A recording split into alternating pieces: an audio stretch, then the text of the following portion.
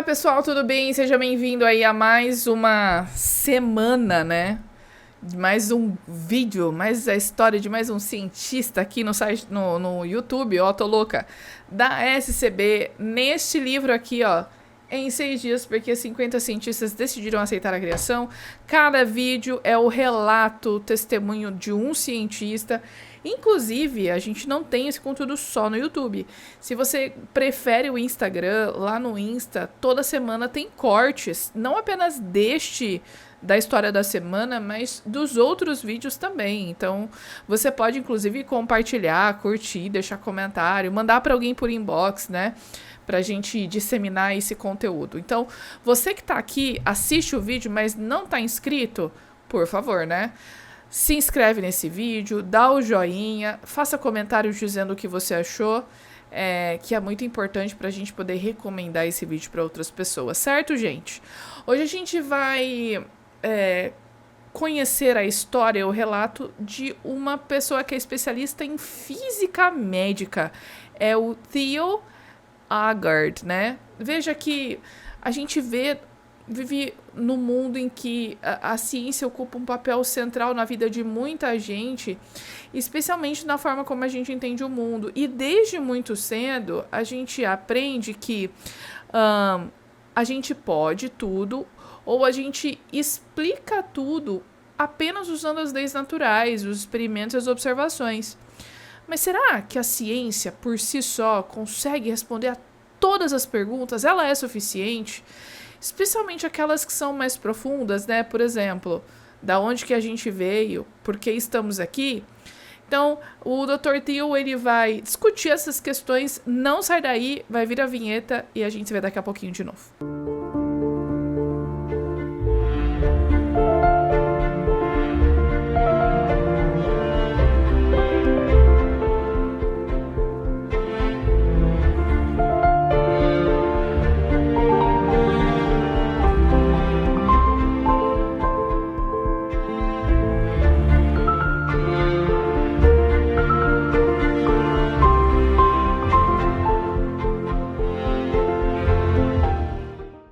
Dr. Theo Agard, ele foi diretor de física médica no Centro de Oncologia do Hospital Flower, em Ohio.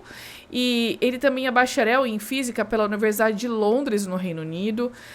Ele é magna cum laude. Esse é um título para aqueles que foram os melhores da turma lá nos Estados Unidos, né? Ele é mestre em física pela Escola de Medicina do Hospital Middlesex, da Universidade de Londres, e PhD em física pela Universidade de Toronto, Canadá.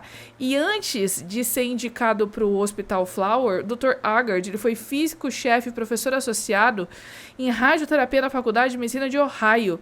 E ele também serviu como físico de radiação no Centro Médico Kettering, né? Em 93, ele foi eleito como membro da Junta Nacional de Diretores da Sociedade de Física Aplicada à Saúde, né? Essa é uma área da saúde que trabalha com aquela parte mais nuclear dos exames, tratamentos oncológicos, etc. Então, a pessoa ela sabe do que ela está falando, né? E veja que um dos pontos super importantes que é levantado pelo Dr. Agard é a origem da vida. Você sabe que esse assunto é muito frequente aqui. Na semana passada, a gente teve um cientista também da química orgânica falando sobre a origem da vida. E o Dr. Agard, você vai ver que ele vai trazer vários pontos aqui, né? O primeiro é esse aí. Então, quem que veio primeiro, o ovo ou a galinha, né? Então, à primeira vista, parece uma curiosidade um pouco simples, mas ela revela um problema muito profundo, porque toda galinha nasce de um ovo e todo ovo é colocado por uma galinha. Esse ciclo contínuo levanta uma questão lógica. Como é que surgiu o primeiro elemento desse processo?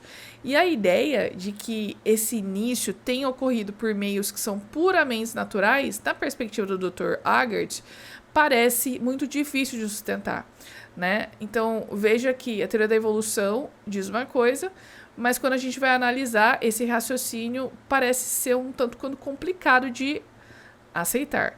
Veja que eu não vou me alongar aqui e discutir essas questões, porque a gente precisa se ater à ideia, né? Mas tudo isso a gente pode discutir também. Mas vamos lá, né? Voltando aí ao exemplo que o Dr. Agard trouxe para nós, as leis naturais, elas são extremamente eficazes para explicar o funcionamento do universo. mas elas não são capazes de explicar o porquê, né, da origem. Explica como começou, o porquê que a gente vê essas coisas, como que esses fenômenos acontecem, mas por que começou? Esse início, né? Quem que deu o start? Alguém deu o start? Então, ele usa uma analogia bastante interessante. As ferramentas que são usadas para consertar um carro são ótimas para manutenção, mas elas não explicam como que o carro foi construído. E da mesma forma, a ciência, que é uma ferramenta, pode explicar como que o mundo funciona, mas é difícil de usar a ciência para explicar como ele surgiu.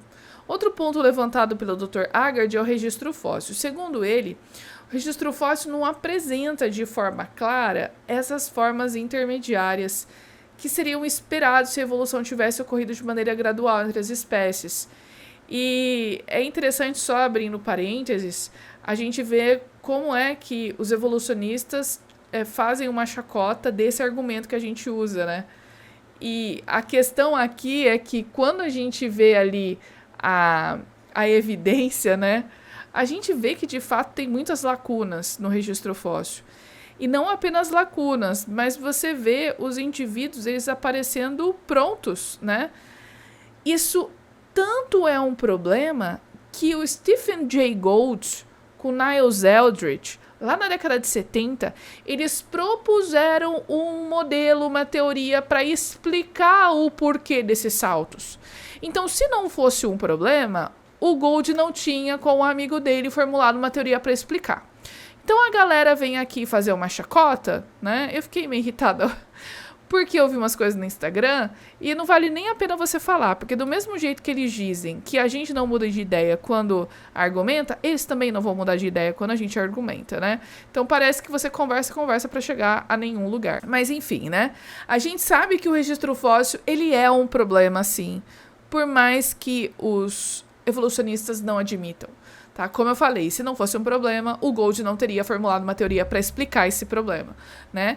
Então existe uma dúvida sobre a continuidade desses processos evolutivos, especialmente nessa transição entre os grupos. Mas talvez o argumento mais técnico que o Dr. Eldredge ele vem trazendo seja baseado em uma das leis mais fundamentais da física, que é a primeira lei da termodinâmica. E essa lei ela afirma que a energia não pode ser criada, ela não pode ser destruída, ela pode ser transformada. E aqui tem uma conexão importante com o trabalho do Einstein, que demonstrou que a matéria e a energia, elas são equivalentes por meio da famosa equação que E igual a mc ao quadrado, né?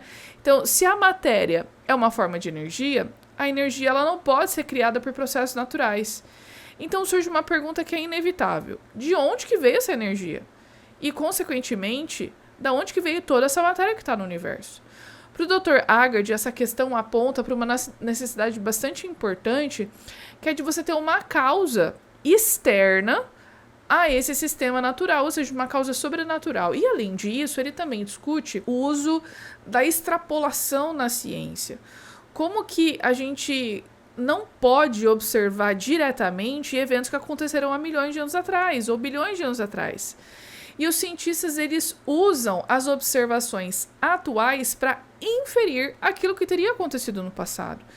Esse método ele é válido, mas é importante reconhecer que ele é bastante limitado. Então, quanto mais distante o evento ele está estudado desse ponto de observação, maior é a incerteza que está envolvida. E aí, para ilustrar isso, né, o Dr. Aagaard menciona que até mesmo as leis consideradas universais, elas podem ter limites. Um exemplo bastante clássico são as leis do movimento que foram formuladas pelo Newton. Elas funcionam muito bem para objetos do cotidiano aqui no planeta Terra, mas elas falham, por exemplo, quando descrevem o comportamento das partículas subatômicas. Isso mostra que o conhecimento científico ele é contextual, mas ele tem dificuldade de explicar de forma igual todas as situações. O Dr. Aagaard também cita um outro autor, o Tyler Miller, e ele alerta para o fato de que a gente conhece apenas uma fração extremamente pequena do universo, e por um período de tempo muito curto em relação à escala cósmica, né? Então, diante disso, extrapolar esse conhecimento que nós temos, que é limitado, para explicar toda a origem do universo, é uma atitude um tanto quanto precipitada. E, finalmente, veja, o Dr. Aagaard, ele não propõe essa reflexão aqui para negar a ciência, mas muito pelo contrário, para a gente ter uma postura de humildade e entender que a gente, por mais que a gente saiba muita coisa, essa muita coisa ainda é nada, gente. Perto da quantidade de coisas que a gente precisa estudar e conhecer no universo e na vida. A ciência, ela é uma ferramenta poderosa, mas ela talvez não seja o suficiente para responder essas perguntas, especialmente aquelas que envolvem origem e propósito, que envolvem significado, né?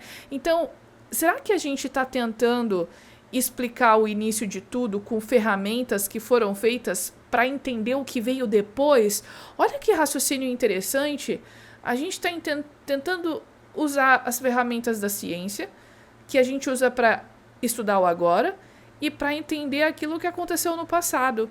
Então, será que é assim mesmo que a gente tem que estudar?